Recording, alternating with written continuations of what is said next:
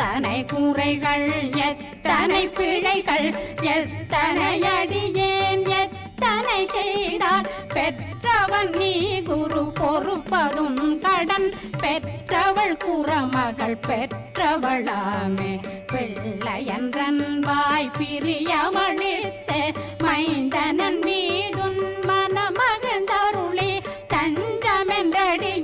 தழைத்திட வருளை கந்த சஷ்டி கவசம் விரும்பிய பாலன் தேவராயன் பகர்ந்ததை காலையில்